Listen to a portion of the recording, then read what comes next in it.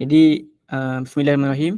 Nama saya Muhammad Aiman Naim Roslan, Penulung Pengarah Unit Outreach dan Promosi Bahagian Kemusukan Pelajar.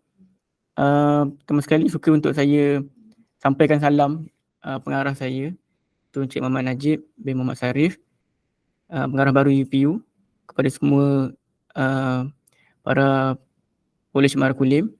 Jadi untuk petang ni sedikit taklimat berkaitan dengan kemusukan pelajar. Saya rasa semua mungkin dah sedia maklum berkenaan dengan permohonan UPU ni, kan, baru je mohon pada lepasan SPM lepas kan. Jadi untuk pengenalan, sedikit pengenalan, UPU 1972 telah ditubuhkan. Kemudian pada tahun 2005 telah dinamakan semula sebagai Bahagian Pengurusan Kemusukan Pelajar BPKP, dan pada tahun 2019 sehingga kini dikenali sebagai Bahagian Kemusukan Pelajar IPTA ataupun BKPA. Tapi orang lebih mengenali UPU lah, kan. Sebut saja UPU, semua orang tahu adalah tempat untuk nak memohon ke Mesti Awam, kan, dan juga ILKA. Jadi peranan atau fungsi UPU ni adalah untuk merancang, mengurus dan menggubal melaksanakan dasar-dasar kemasukan pelajar dan menyelaras kemasukan bagi program di peringkat sijil, asasi diploma dan ijazah sarjana muda ke Universiti Awam, Politeknik, College Community dan juga ILKA. Jadi itu sedikit pengenalan berkenaan UPU. Ini logo UPU yang mana semua orang sangat familiar.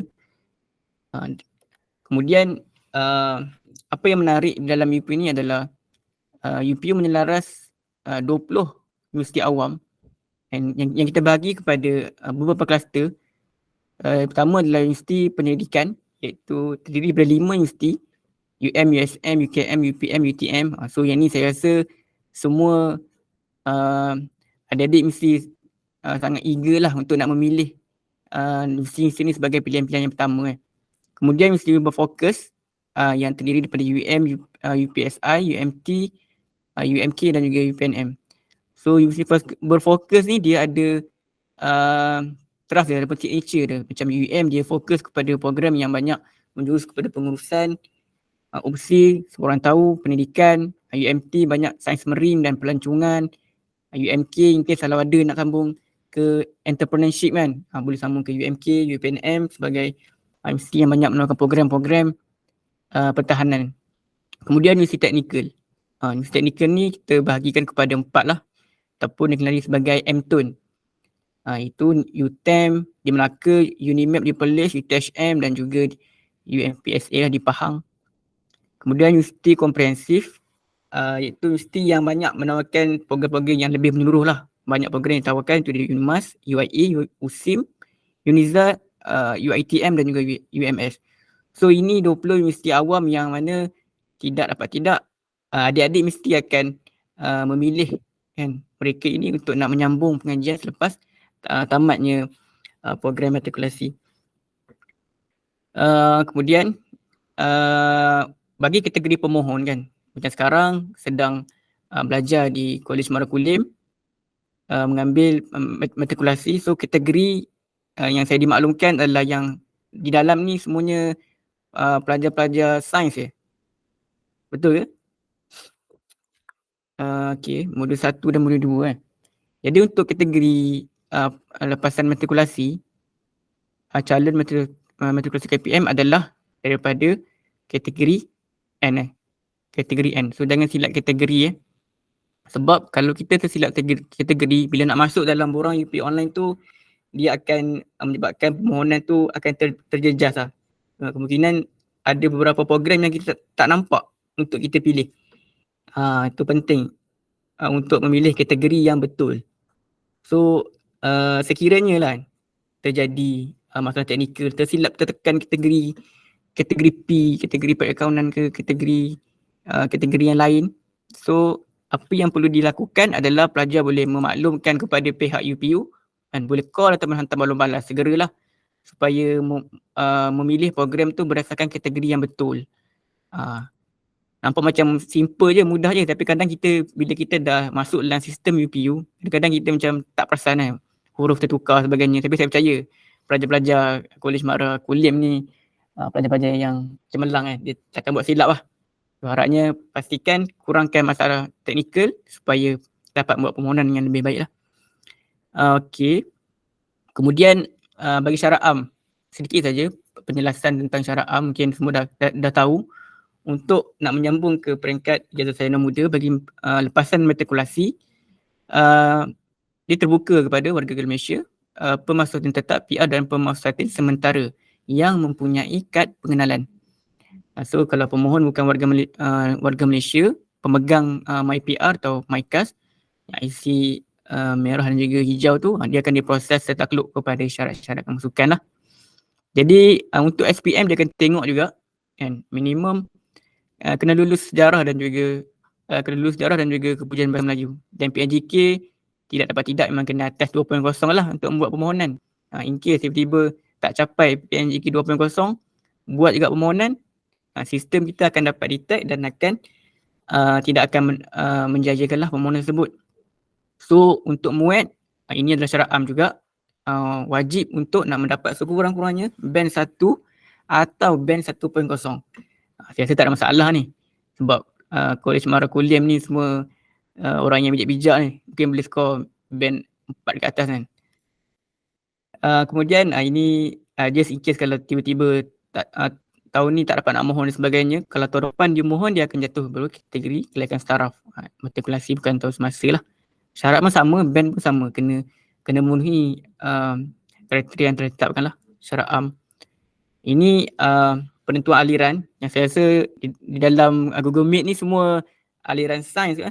Kalau betul boleh thumbs up, mungkin boleh bagi respon. Semua aliran sains kan. Okay. So simple je. Kemudian apa yang penting untuk semua tahu adalah pengenaan merit. Ini pun lagi mudah sebenarnya, lagi direct kan. PNGK, macam nak kira merit kita adalah PNGK yang kita dapat tu dibagi dengan 4.0 dan juga kali 90, itulah markah akademik adik-adik kan.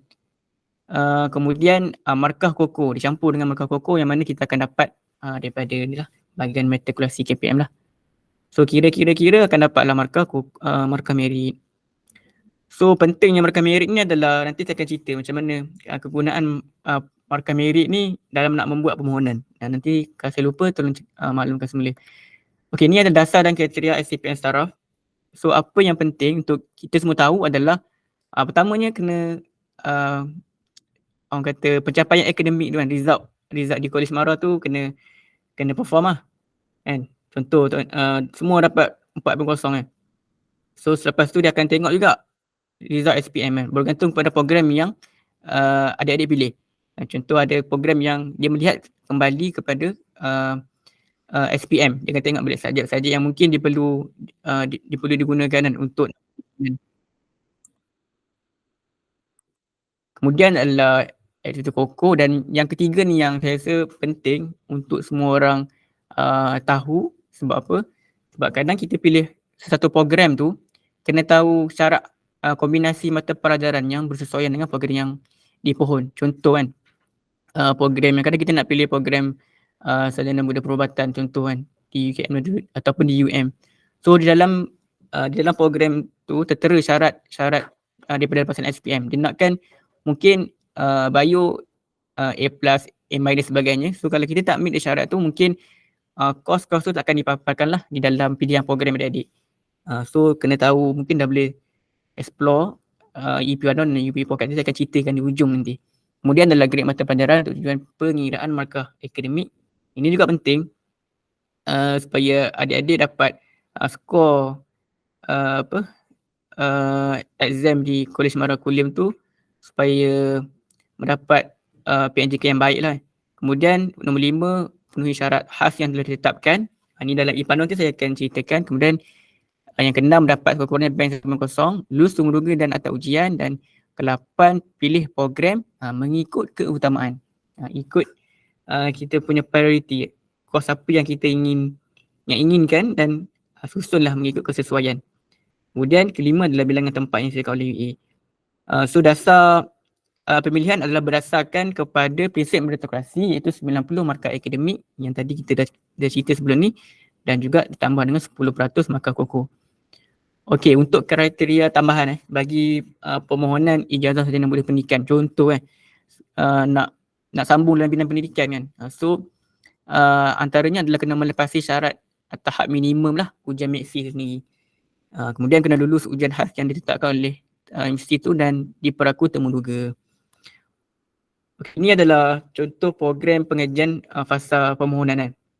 So apa yang berlaku bila mana permohonan UPU nanti akan dibuka, InsyaAllah permohonan UPU online akan dibuka pada bulan 2, mungkin dalam minggu ketiga kita akan nantikan hebahan rasmi lah daripada KPT.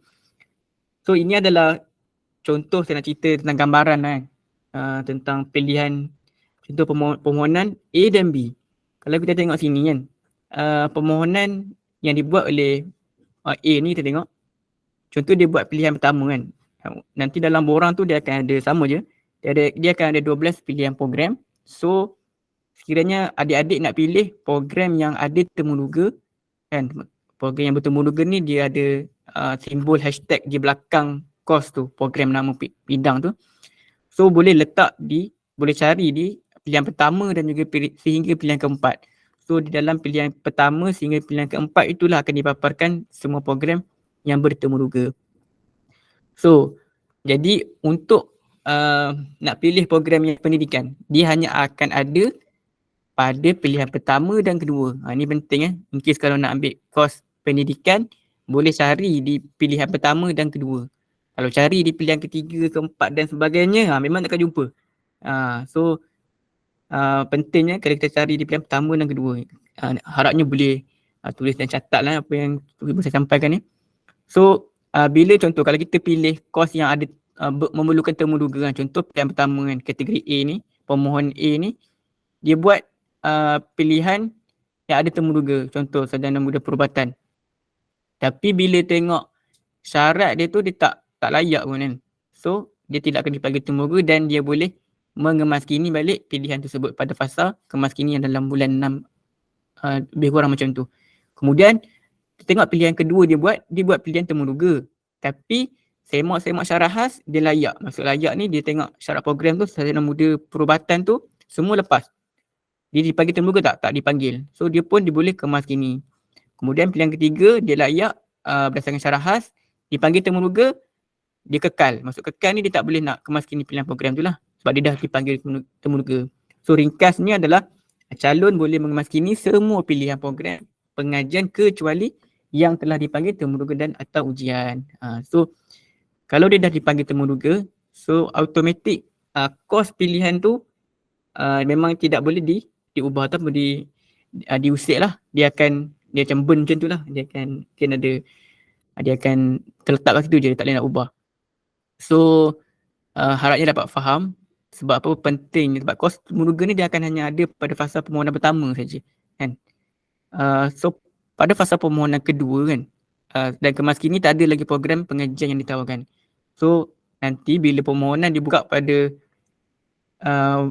bulan 8 tak lama dah ni kan, menunggu hari je ni. So pastikan adik-adik membuat pilihan sekiranya ni mau temuduga, pilih pada waktu tersebut dan rancang baik-baik pilihan mana yang ingin dipohon.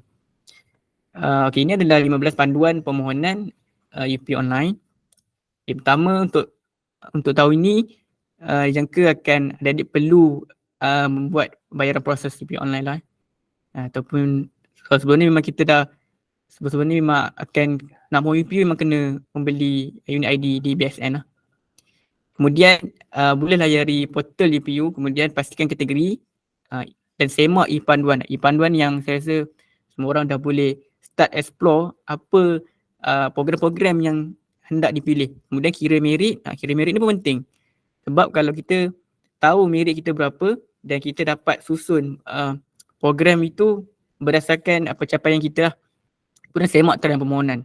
So semak tarian permohonan ni boleh dibuat di dalam borang UP online tu. Nanti bila dah beli nama PIN, dah login, so dalam tu kat dashboard tu akan ada semua. Semak tarian sebagainya, kira merit pun ada dalam tu, e-panduan pun ada dalam tu. Kemudian boleh semak laluan kerjaya. Kemudian isi permohonan. Bila isi tu pastikanlah lengkapkan permohonan. Dan nombor 10 susun ikut keutamaan dan lengkapkan. Dan nombor 12 ni penting. Ini yang saya rasa dah buat semua tapi kadang-kadang lupa untuk tekan klik butang simpan. Nampak macam simple je kan, nampaknya kita dah confident isi kan, tapi hakikatnya kita tak hantar permohonan. So ni pastikan bila dah isi nanti dalam fasa permohonan, klik butang simpan dan kita akan dapatlah trace permohonan adik-adik tu. Kalau adik-adik hanya buat permohonan tapi tak ada tekan simpan, berkemungkinan besar permohonan tu akan terjejas dan kita tak dapat maklumat tu. Cuma in case kalau nak call kita, nak tanya tentang saya dah buat permohonan, boleh tolong semakkan, tu lebih baik lah. Tanya kita dan kita akan dapat, kita bagi tu lah rekod-rekod bila mohon sebagainya. Sebab ramai yang saya lihat terkandas dekat di step 12 ni sebab terlupa untuk klik butang simpan tu. Kalau terlupa, memang dalam nanti bila kita semak nanti pada fasa kemaskini kan, bila result PSPM dah keluar nanti, tengok rupanya dia tak mohon. Kalau dia tak mohon ni, maksudnya dia tak klik butang simpan dan dalam masa yang sama maksudnya kita dapat trace dia tak mohon lah. So make sure klik butang simpan dan boleh kemas kini lah. Kemudian cetak slip permohonan untuk rujukan adik-adik in case ada bukti yang mengatakan adik-adik pernah buat permohonan. So kalau ada masalah teknikal yang berlaku, boleh email ataupun hubungi kita dan buat semakan lah. Kemudian semakan dan kemas kini permohonan adalah tanpa had sehingga tarikh tutup permohonan lah. So jangan takut untuk tekan butang simpan dan kemas kini lah sehingga tarikh tutup permohonan. Tapi janganlah buat dia hujung-hujung kan. Sebab banyak kes yang saya jumpa memang hujung-hujung tu baru dia nak buat kemas kini sebagainya. Takut-takut yang kita dapat maklumat tu adalah maklumat yang hujung-hujung tu kan. Mungkin dah banyak dia buat lah tapi hujung-hujung dia kemas kini, sistem server error, memang tak boleh masuk lah. Tu bahaya. So make sure buat persediaan awal dan buat permohonan tu awal lah. Jadi ni adalah tip milih program. Yang pertama saya kongsikan adalah memenuhi syarat am dan syarat khas program. Kemudian pilih program yang diminati. Kemudian semak purata merit. Di mana purata ni akan memainkan peranan dalam nak menentukan peluang adik-adik dapat tempat tu luas lah. Kan? Kita dah tahu kalau purata merit saya macam 90, pilih kelas yang purata merit 100 kan. Kemungkinan besar untuk dapat tu mungkin bersaing lah dengan pelajar-pelajar yang meritnya tu 100. Contoh program yang medik sebagainya. And then susun program mengikut keutamaan. Kemudian rujuk kaunselor dan juga pelbagaikan pilihan dan juga IPTA lah. Contoh nak ambil program sarjana muda sains komputer kan. Contoh dia punya purata merit dia tu tinggi, katakan dalam 95 kan. Kita merit kita mungkin dalam 80 ke. Boleh tak nak mohon kos tu? Kan? Boleh tak? Boleh lah. Kan? Boleh. Jawapannya boleh mohon. Tetapi untuk dapat tu kita dah boleh sangat ni lah bersaing dengan purata merit yang punya lebih tinggi lah.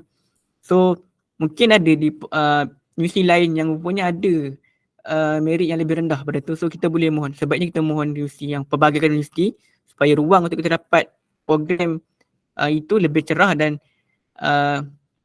lebih besar lah.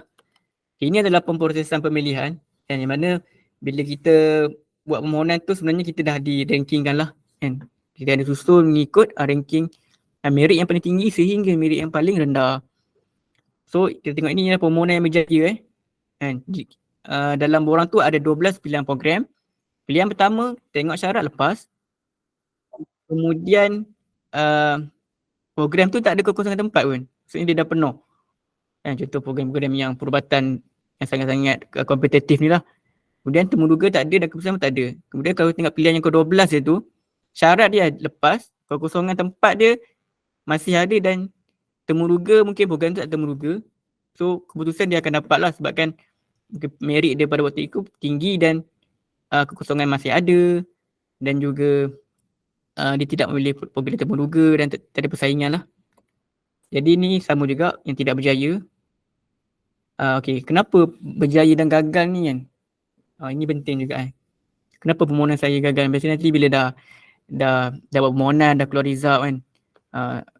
Nanti call lah kita, kenapa saya tak dapat tempat lah tuan? Kenapa? Nanti banyaklah email-email kan. So ni antara sebab lah permohonan berjaya. Of course pertama, borang permohonan tu berjaya disubmit. Kalau nak tahu macam mana di-submit tu boleh try call juga untuk confirmation ada dah hantar ke belum, boleh juga nak call. Dan juga pastikan pilihan program kita tu memenuhi syarat lah, syarat khas tu. Kemudian berjaya disebabkan kekosongan tempat yang masih ada, kemudian berjaya dalam saringan temu duga dan ujian. Kemudian kedudukan merit tu tinggi. Maksudnya kita punya merit kita tu dengan pilihan program yang kita pilih tu melebihi daripada program yang kita pilih tu. Merit kita lebih melebihi kan. So ini adalah laluan khas yang melibatkan 4 kumpulan sasar. Maksudnya bila yang pertama adalah B40 iaitu dia berdaftar dengan IKASI unit ICU. Maksudnya semua permohonan kita ni akan dipadankanlah maklumat-maklumat ni. Yang kita sekarang ni kita tak tahu kita di mana kan. Cuma ini adalah pandangan data yang UPU buat dengan bahagian contohnya macam di inilah contoh di unit penyelesaian ICU untuk mengkategorikan dia sebagai pelajar B40. Kemudian orang asli kita akan dapat padanan data daripada JPN, Jabatan Pendaftaran Negara. Kemudian untuk OKU kita akan padankan data daripada Jabatan Kebajikan Masyarakat, dan juga untuk atlet kita dapat data daripada Asosiasi Sukan bahagian perancangan strategik lah. So untuk atlet sukan ni kan make sure yang penyertaan ni sukan ni sekurang-kurangnya mewakili negeri dan ke peringkat kebangsaan. Ini secara ni lah supaya nak mengkategorikan sebagai calon atlet kan. So ini adalah semakan keputusan lah. So bila dia buat permohonan nanti tentunya dah boleh semak di laman web UPU. Nanti kita akan upkan link-link yang berkaitan lah di website UPU, dan juga jangan lupa untuk nak install UPU Pocket yang saya rasa dalam ni semua maklumat yang saya sampaikan memang ada dalam tu. Dan juga sebarang pertanyaan boleh hubungi talian hotline UPU. Ini nombor ni mungkin dah boleh save kan, siap-siap 0386842363 kan. In case nak tanya sekarang pun boleh kan, nak tanya dengan pegawai kita berkenaan dengan permohonan, nak minta nasihat dan sebagainya pun boleh, tak ada masalah. Dan bila nanti dah buat permohonan kan, dah isi semua lengkap, surat tawaran ni akan dikeluarkan oleh IPTA lah dan IRK dalam tempoh yang ditetapkan melalui laman web UPU. So nanti boleh cek di laman web UPU, dan tempoh setuju terima adalah selama 9 hari. So rayuan in case saya dah tak dapat waktu buat tu, tiba-tiba tak dapat kan, kita dah mohon tapi tak dapat. So apa yang boleh kita buat adalah boleh memohon rayuan di dalam borang tersebut. Kita akan bagi link dan juga tempoh selama 4 hari. Dan pada waktu tu hanya ada 4 pilihan program sajalah yang ditawarkan kan. Dan sekiranya tak berjaya juga permohonan UPU pada fasa rayuan ni, jangan risau, boleh kemukakan rayuan teruslah kepada ambilan universiti. Maksudnya boleh direct dengan pihak universiti lah sekiranya ada menawarkan program-program tersebut. So ini adalah tips purata merit. Purata merit ni yang kita boleh semak dalam permohonan ni. Ni nanti akan ada dalam borang permohonan adik-adik lah, bila adik-adik bila dah buat permohonan nanti. So dekat sini kita dapat tahu berapa orang yang memohon kos ni kan, dengan pilihan-pilihan dan merit yang telah disediakan kan. So ini adalah contoh purata merit untuk lepasan STPM setara ni. Contohnya kita ambil satu contoh, itu sains komputer. Iaitu kita tengok sini USM, UPM, USIM semua menawarkan program-program yang sains komputer dengan purata merit yang berbeza. So semua cuma saya nak sampaikan kat sini adalah pelbagaikan universiti yang kita nak pilih. Contoh kita nak pilih sains komputer kan, maka merit kita mungkin tidak begitu tinggi, tapi sebenarnya ada universiti yang menawarkan program tu dengan markah merit yang lebih rendah. Contohnya di UMT, Unima sebagainya.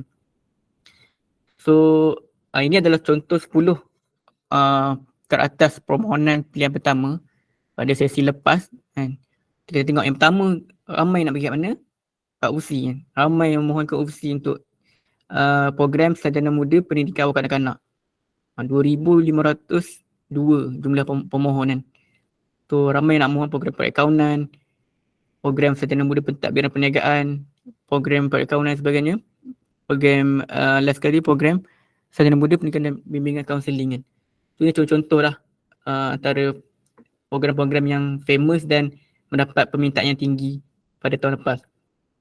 So untuk program kompetitif dan sekarang saya percaya semua nak mohon program-program perubatan, pergigian, mungkin farmasi, mungkin kejuruteraan dan sebagainya kan.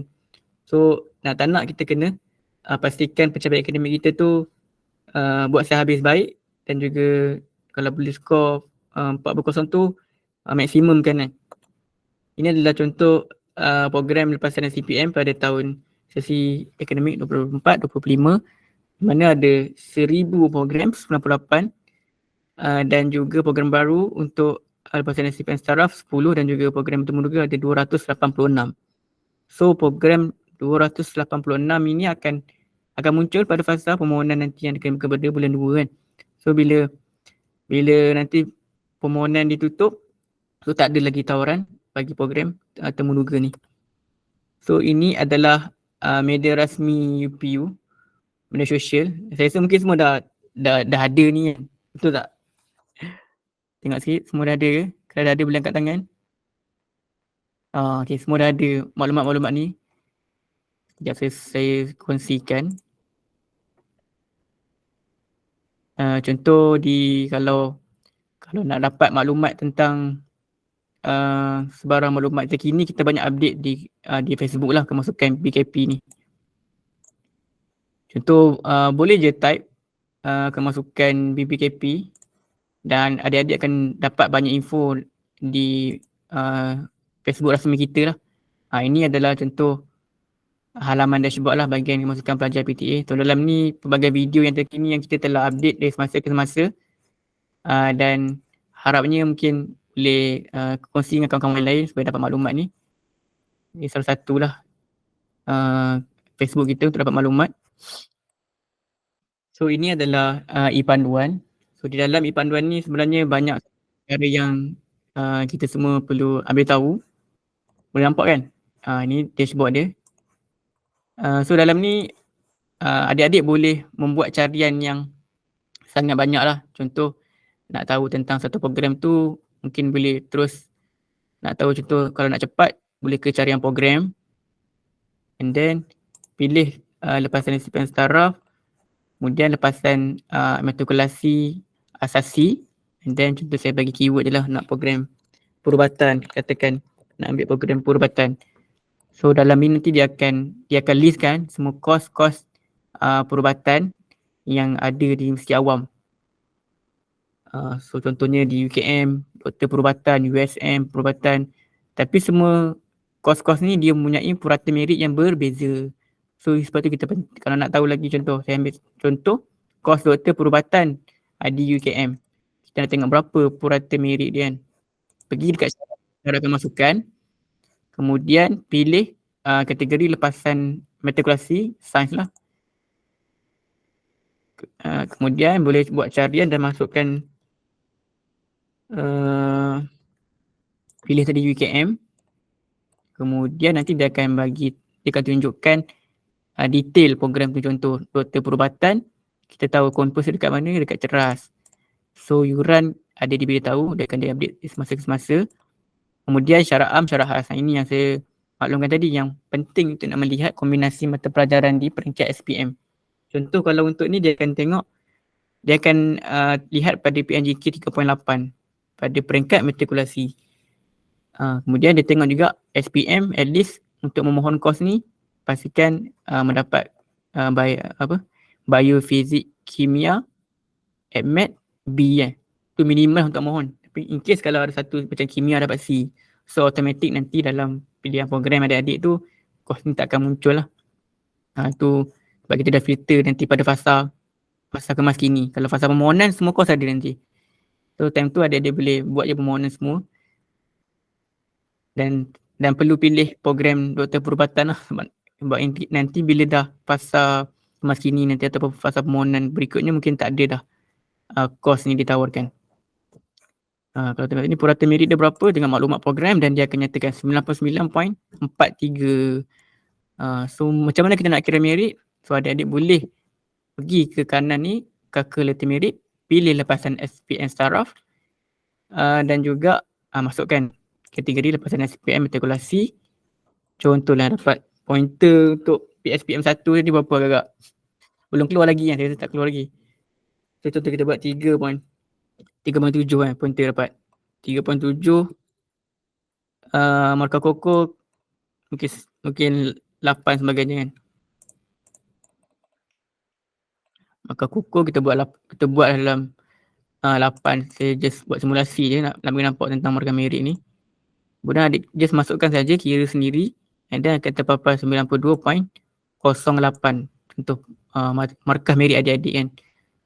So bila kita tengok balik dengan program yang tadi kita mohon tadi berapa kan? 93 kan. So dia agak tinggi lah permohonan tu.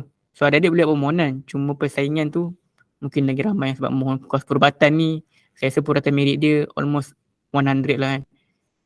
Jangan risau, boleh mohon tapi mungkin boleh susun ikut UC yang mungkin markah merit tu lebih rendah. Ni contoh kalkulator merit.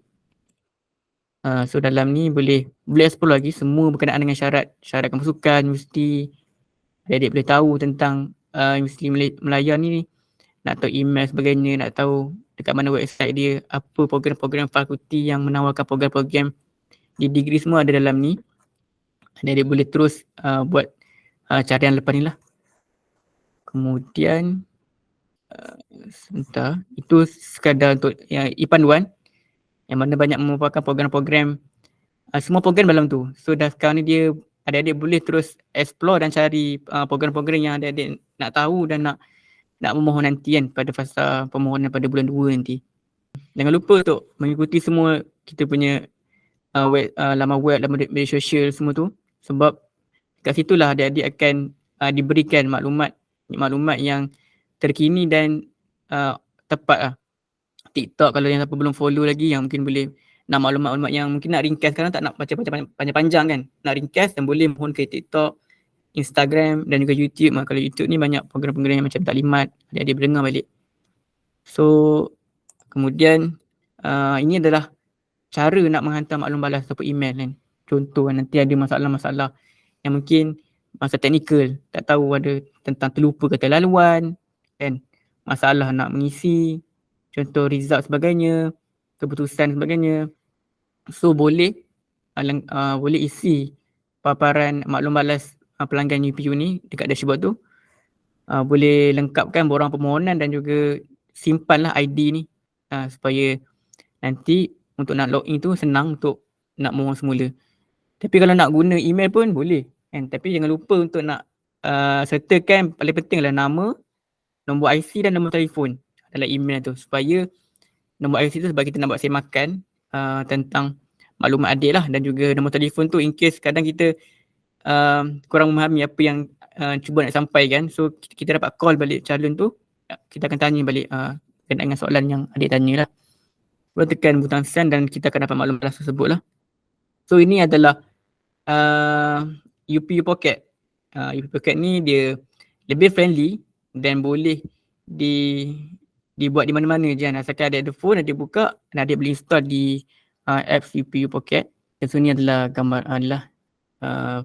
UPU Pocket yang mana boleh sama-sama kita scroll. So dekat dalam ni adik-adik boleh terus ke e-panduan, buka di e-panduan. Dan contoh kan, dalam kita sekarang ni kita tak tahu nak ambil kos apa, boleh je terus ke carian terperinci program pengajian. Contoh kan, program pengajian bawah tu.